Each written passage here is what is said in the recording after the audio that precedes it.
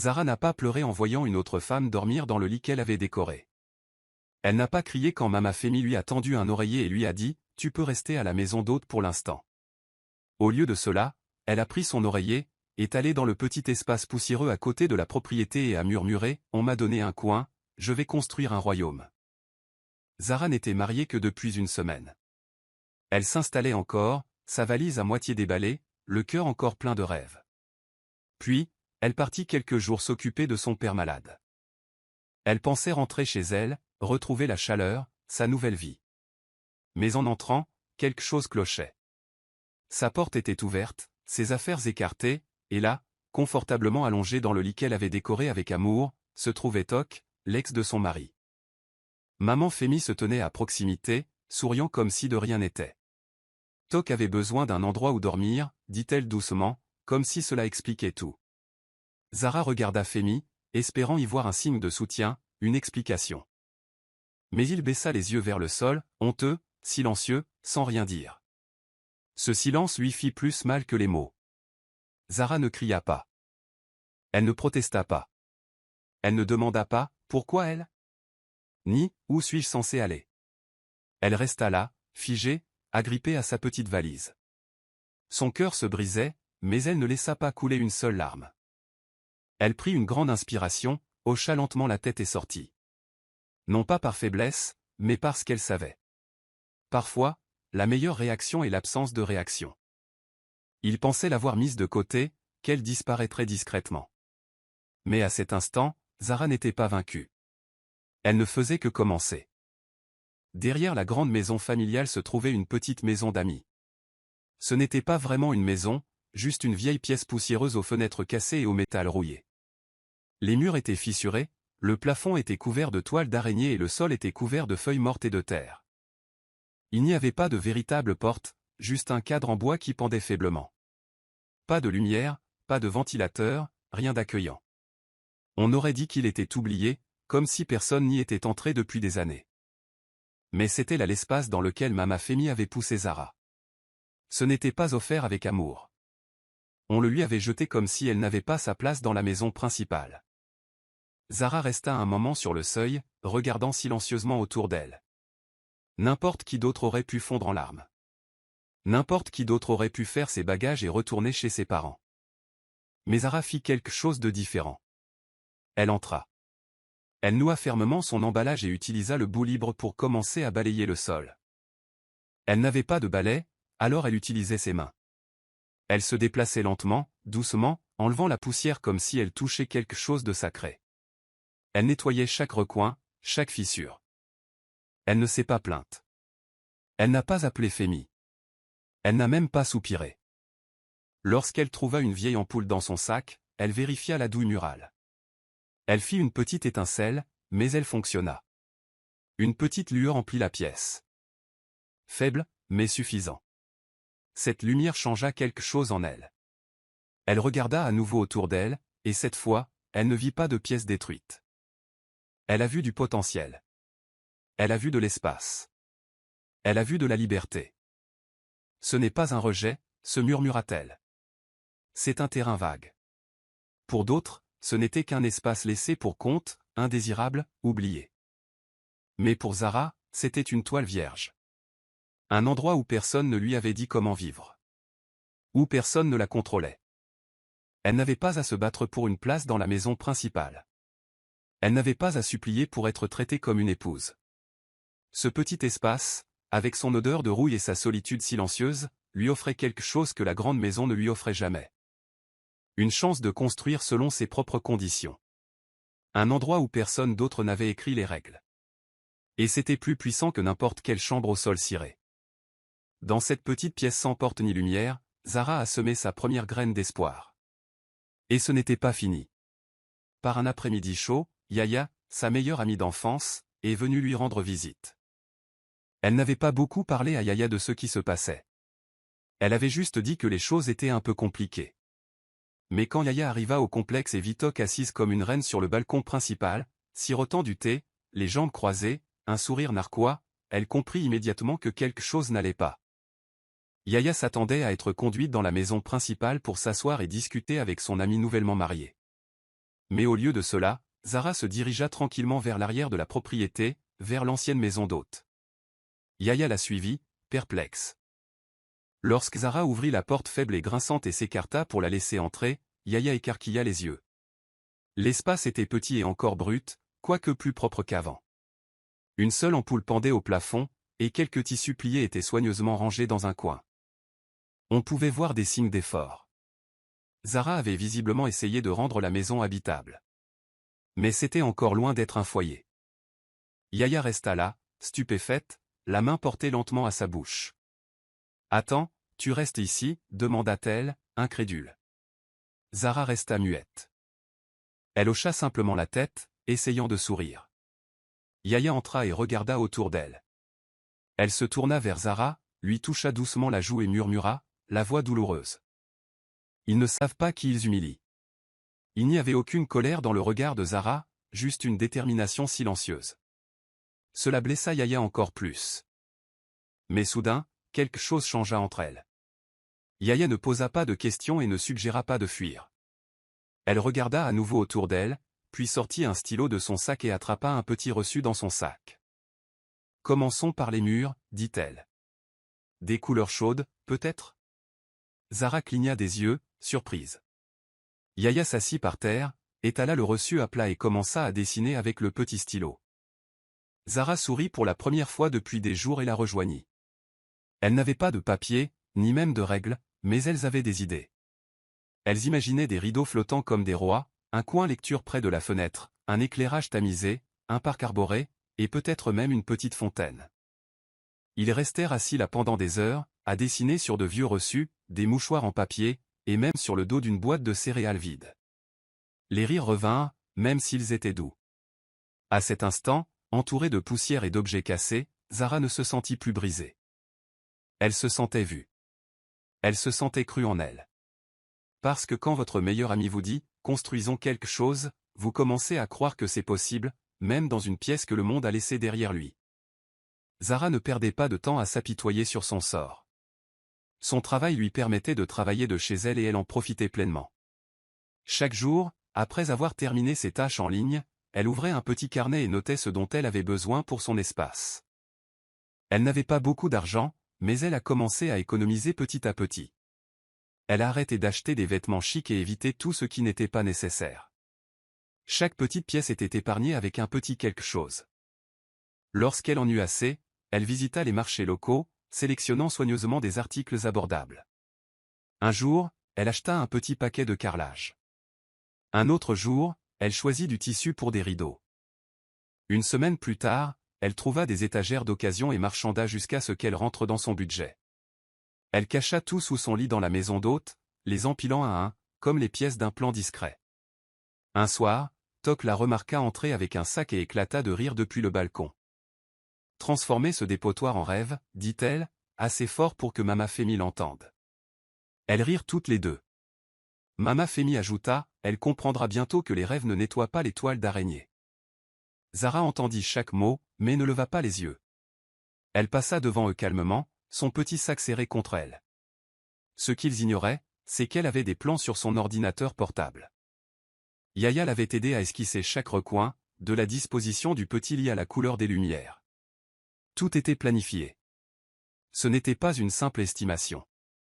C'était du design. Et c'était magnifique.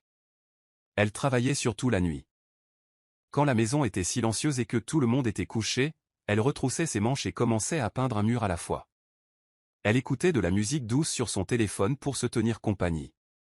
Le pinceau devenait son moyen d'exprimer tout ce qu'elle ne pouvait pas dire. Chaque coup était rempli d'un but. La transformation était lente.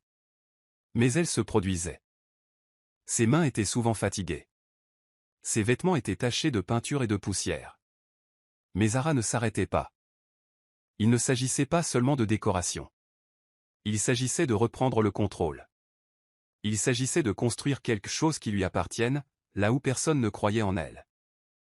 Ils riaient depuis leur balcon, pensant qu'elle perdait son temps.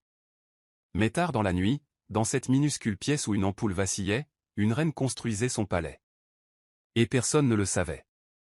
Un soir tranquille, Fermi se dirigea vers l'arrière de la maison. Depuis des jours, il entendait des murmures. Les voisins parlaient des changements dans la maison d'hôte. Au début, il n'y croyait pas. Pour lui, ce n'était qu'une petite pièce poussiéreuse où Zara avait été envoyée. Mais quelque chose l'Y attira ce soir-là. Peut-être par culpabilité. Peut-être par curiosité. En s'approchant, il s'arrêta et regarda. L'espace qu'il ignorait autrefois ressemblait désormais à un décor de magazine. De doux rideaux dansaient doucement avec la brise du soir. De chaudes lumières jaunes brillaient à travers les fenêtres. Les murs autrefois fissurés et ternes étaient désormais lisses et fraîchement repeints de couleurs apaisantes. Il y avait même des plantes en pot près de la porte. Tout était magnifique.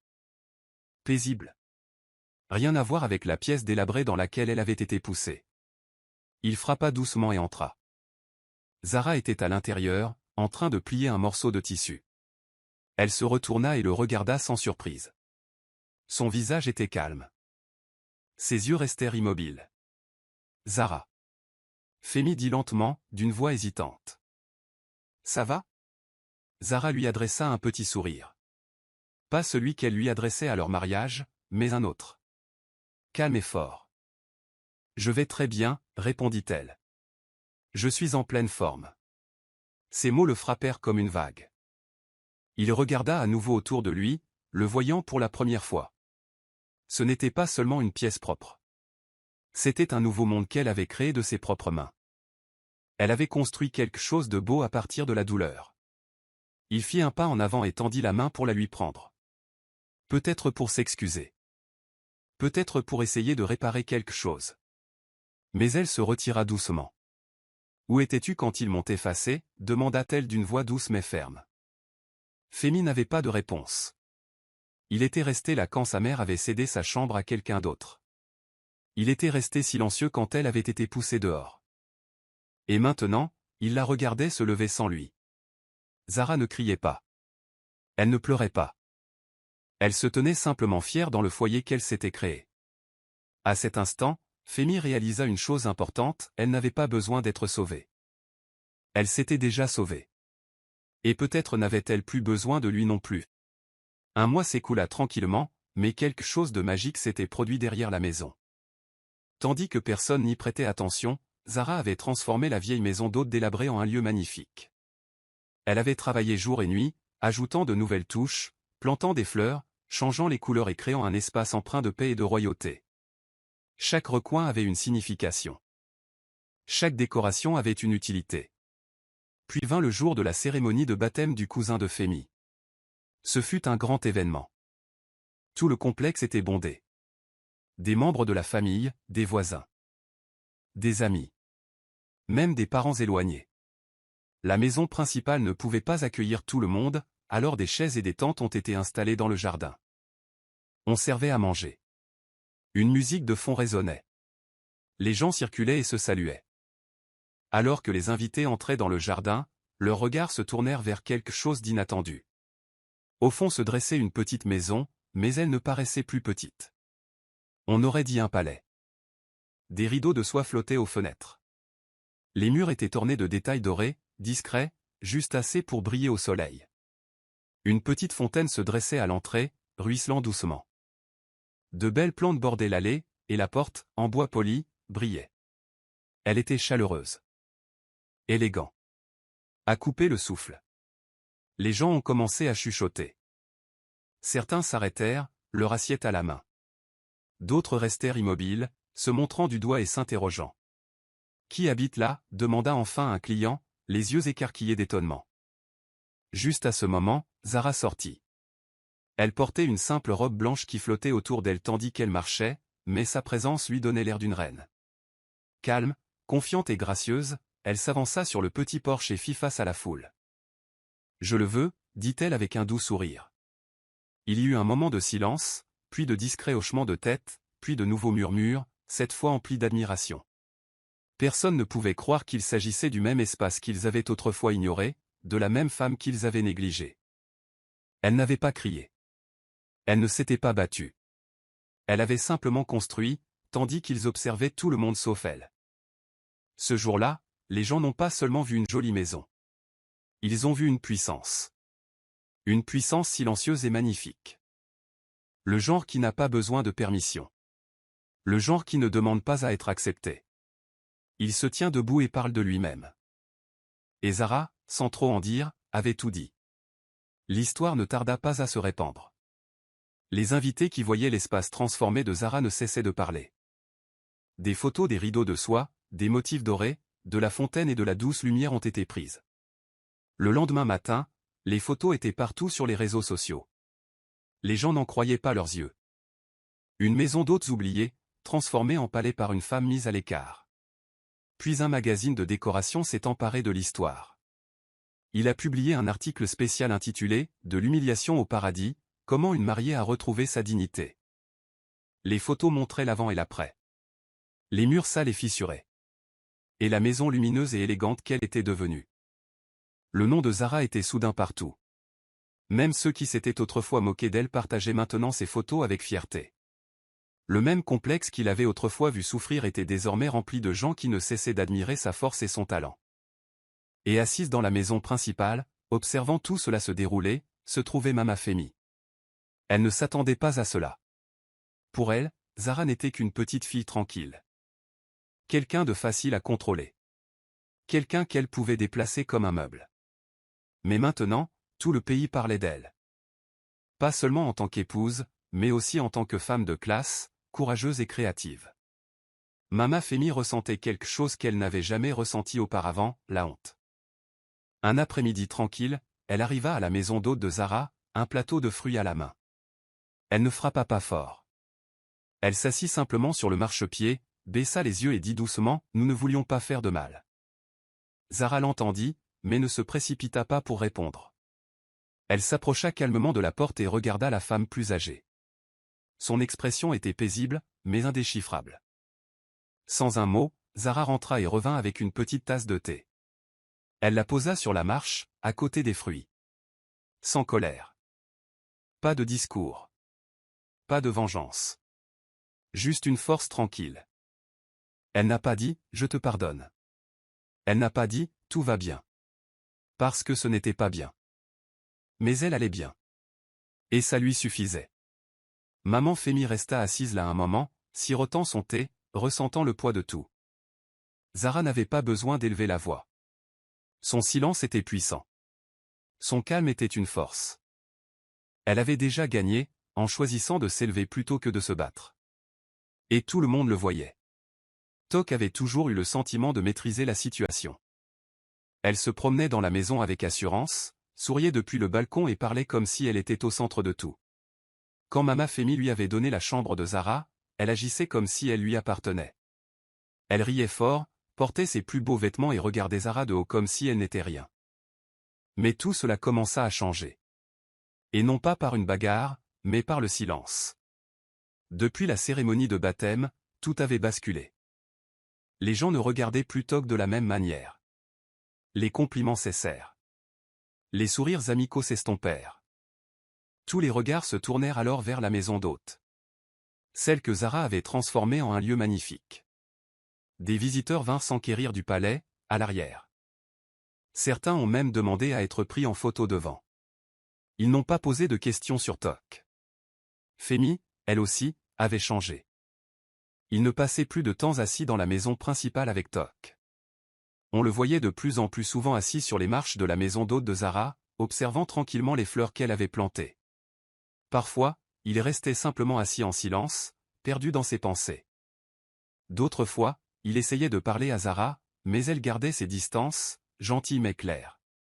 Tok remarquait tout. Elle redoublait d'efforts, portait de plus beaux vêtements, se montrait joyeuse, apportait même à manger à la famille, espérant regagner l'attention. Mais ça n'a pas marché. Plus personne ne la regardait. La maison, autrefois chaleureuse, était maintenant froide. Elle se sentait invisible. Elle commença à ressentir quelque chose qu'elle n'avait jamais ressenti auparavant, quelque chose de déplacé. Un matin, elle commença à faire ses valises en silence. Personne ne lui a dit de partir. Personne ne l'a forcée. Mais elle savait au fond d'elle-même que son séjour là-bas était terminé. Son pouvoir avait disparu. Le projecteur s'était déplacé, et il ne reviendrait pas.